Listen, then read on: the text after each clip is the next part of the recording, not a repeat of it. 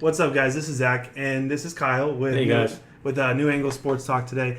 We're going to be talking about our picks, not named the Toronto Raptors or the Milwaukee Bucks. Who's our big team in the Eastern Conference that we're going to keep an eye out on, and who we think is going to actually go pretty far and be actually pretty impressive in the Eastern Conference playoffs this year. So, without further ado, let's just jump right in.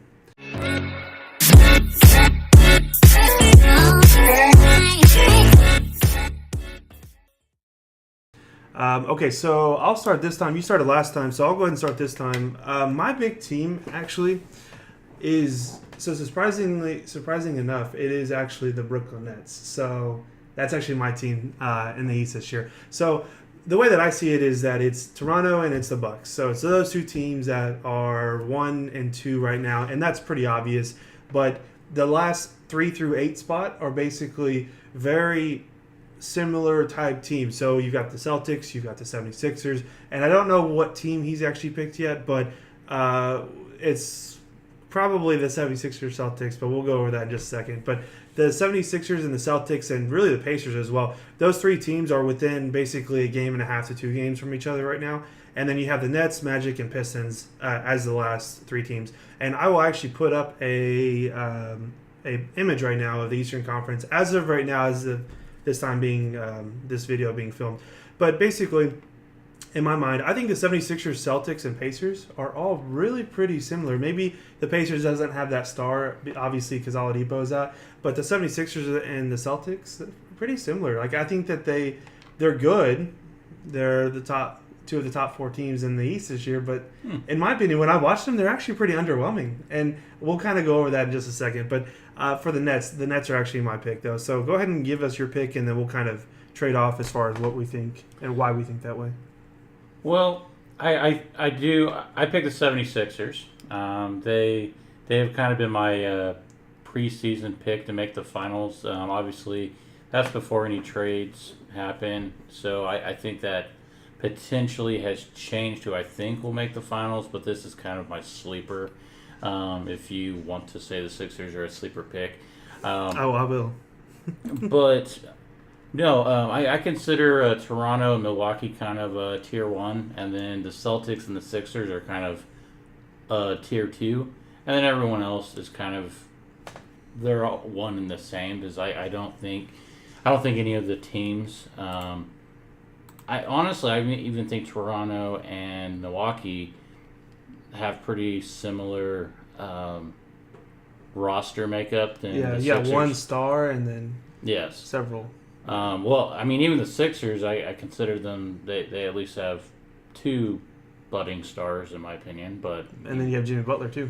Yes, and Tobias Harris with that trade. He's been a very good addition for them.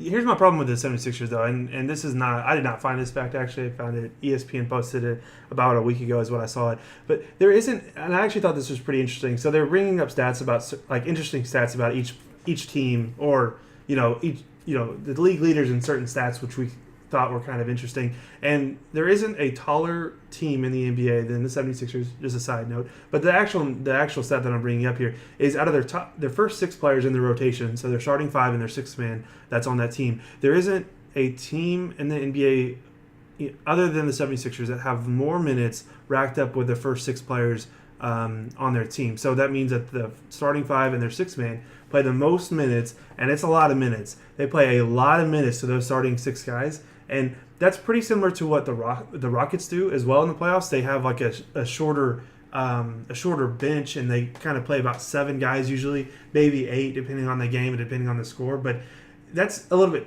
different than usually, because like the Rockets do that in the playoffs, but the 76ers are doing that now. So I'm afraid like there's no team that's racked up as many minutes as their starting 5 have, and their 6 if you add that up as well too, in the NBA and any other team. So it's like, is injuries going to become an issue? We've seen some injuries come up, and I don't know if it's injuries or if they're just resting their players, but we've seen some fatigue.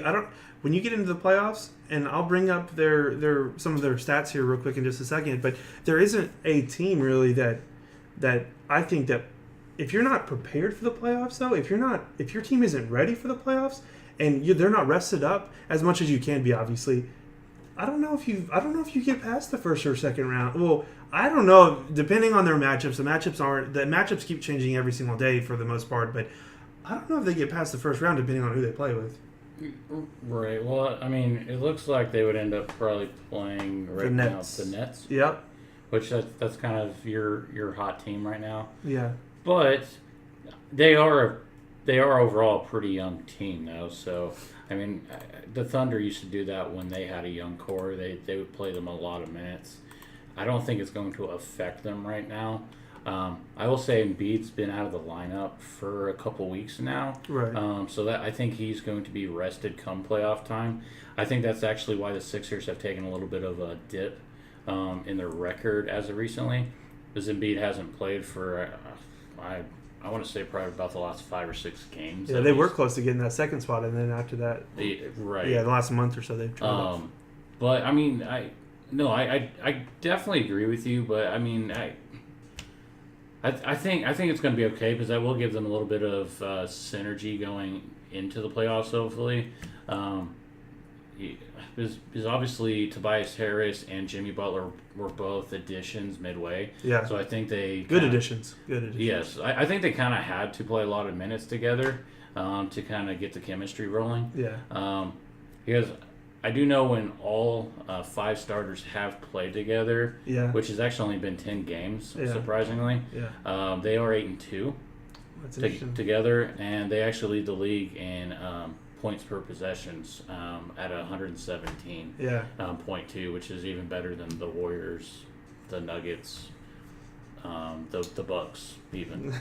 So I mean, if they can stay healthy and rested, they've got a good shot. Yeah, they definitely have a decent shot in the playoffs. Yeah. Okay. Well, one other thing that I want to bring up about the Nets, and this is the biggest thing with the Nets, is D'Angelo freaking Russell. Okay, the dude's on fire. Okay, He's been killer. Yeah, in the last 10 games, there's only been one game where he's scored less than 20 points, and some notable mentions. And these are a lot of playoff teams. I think there's 2 that aren't playoff teams.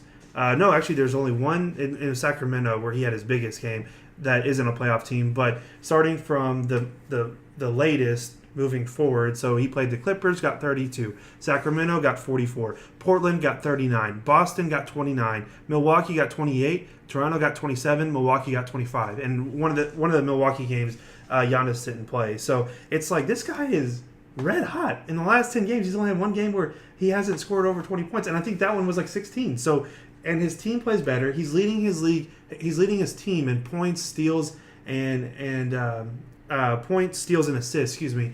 And when you think about like an elite point guard, Steph Curry, Russell Westbrook, Damian Lillard, Chris Paul, that's the things that you have to do. You have to lead your team in assists and steals typically, and you probably in most situations you kind of have to lead your team in points as well too, as being that playmaker and that dynamic scorer that comes off of shooting from the screen or shooting from 3 or layups or pick and rolls or whatever the case is. But and the last 2 games that the Nets have, which is I think it's just going to keep bringing them forward with this momentum, is the Pacers, which is actually on right now. It just started about 20 minutes ago, and then obviously the Heat, which the Heat, I don't know if they're going to get the playoffs anymore at this point. But I would love to see Dwayne Wade in the playoffs, by the way. But yeah, I doubt it's going to happen. Yeah, the Magic have been kind of surging. Yeah, I don't. Well, it's really the Magic have the 7th spot right now, and the Pistons have the 8th spot.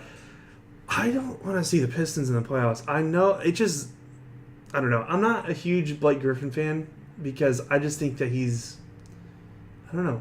He's gotten a lot of benefit of the doubts in most times in his career, but he doesn't ever outperform. And I know that Chris Paul gets a lot of slack and stuff, or a lot of criticism because of not being there in the playoffs and things like that. And DeAndre Jordan can't shoot free throws and stuff like that. But really, it's like this is totally off topic. But I just don't want to see them in there because I don't know if he's really, the elite of the elite. No, I mean he's good, but no, I don't have him as an elite forward in this league. Yeah. I just plain hate Reggie Jackson. I mean, dude, I don't know what it is about. I think it was his time with the Thunder, but he rose me the wrong way. That's exactly what it is.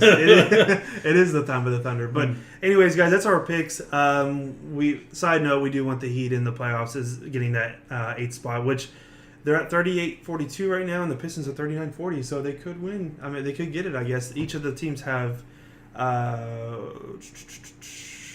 Yeah, so the Pistons. No, I don't know. I think the Pistons have 3 games left, and then the Heat have 2 games left. So it could happen. The Pistons got to lose though, which I mean it could happen definitely. So my pick is the Nets as being our sleeper team. His is the 76ers. And just so you guys know, what we'll do is we will go ahead and create a bracket when we know the seeding for the playoffs in the NBA this year. We always have this this little bracket that we do. We do it in March Madness as well, but we'll do it in the NBA as well too. So we'll show you guys what ours looks like. And I just so everybody knows, here's a tip. I have the 76ers bouncing out pretty early in the first. And the way it's looking now, I'm picking the Nets over the 76ers in the first round. And that's why his bracket's going to be all messed up. So yeah, please comment anything you guys have to say about this subject. Like, subscribe, share if you see it on Facebook, and we'll talk to you guys later. Yeah, thanks guys.